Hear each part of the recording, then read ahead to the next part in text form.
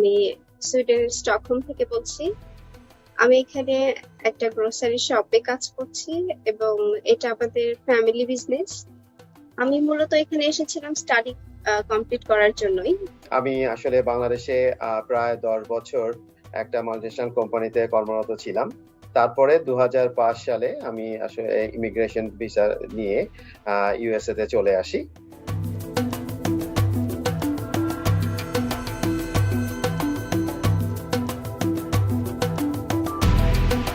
Social safety সেটা আমি মনে করি যে দেশে একটু কম, মানে ওটা ওটা ওটা একটা বেশ প্রবলেম আমি মনে করি যে ওখানে আছে। আমাদের কারোরই বয়স তো আর কোনোদিন কমছে না, সবার বয়সই বাড়ছে।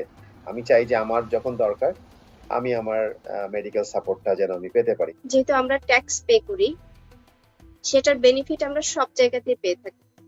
সেটা হেলথের ক্ষেত্রে, এডুকেশনের ক্ষেত্রে, বাচ্চাদের হেলথ প্লাস এডুকেশন এবং যে কোনো ধরনের ইন্স্যুরেন্সের ক্ষেত্রে গভর্নমেন্টের কাছ থেকে একটা বড় ধরনের সুবিধা পাওয়া যায় এবং একটা খুব ভালো পেনশনের ব্যবস্থা আছে এবং আমার বাসা ভাড়া থেকে শুরু করে সমস্ত কিছুই একটা এইজের পরে গিয়ে গভর্নমেন্ট বিয়ার করে।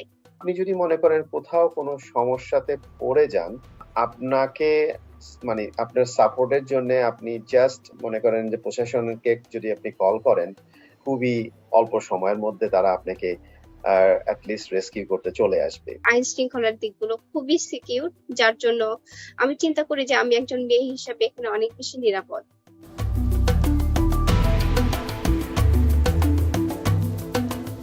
আমি এখানে চাইলেই ডে কেয়ার পাচ্ছি, যেটা খুবই অ্যাভেলেবল এবং নিশ্চিন্তে রাখা যায়।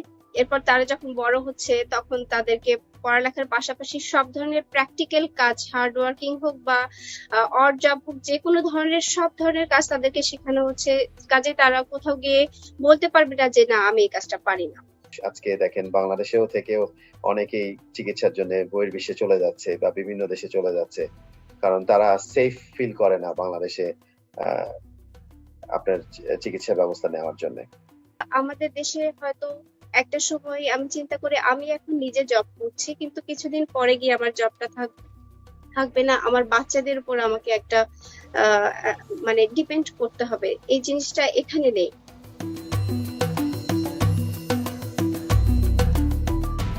যতই আপনারা আমরা বলি না কেন আমরা দেশের বাইরে আছি, ভালো আছি, ঠিক আছে, কিন্তু নিজের দেশ সবসময় বলবো যে সবার উপরে।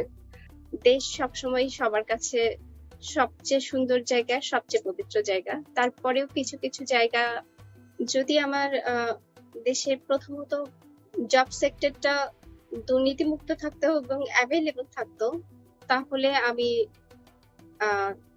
চিন্তা করতাম আবারও ফিরে যাওয়ার। আমি বলবো না যে আমার দেশটা খারাপ, আমাদের দেশের সিস্টেম খারাপ, কিন্তু আমাদের দেশে জনসংখ্যা বেশি হওয়ার কারণে আমরা অনেক কিছুই করে উঠতে পারি না। দেশের কাছে কিন্তু আমরা ঋণী। আমরা যতই বলি আজকে এখানে আসছি, আমাদের দেশের কারণেই কিন্তু আজকে আমরা এখানে আসছি। সো আমি মনে করি যে দেশের কাছে আমাদের দায়বদ্ধতা আছে। দেশের বেটার কোনো কিছু করার জন্য আমরা যদি এগিয়ে আসি, আমি মনে করি তাহলে আমাদের দেশটা অথবা আরো ভালো কিছু করবে।